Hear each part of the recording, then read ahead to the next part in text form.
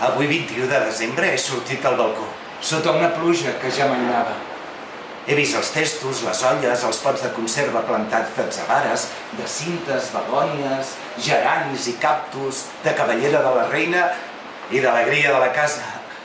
I el gessamí, que si s'han mort, no s'han mort. Feia molts dies que no sortia al balcó, corrent darrere de morts i d'altres coses.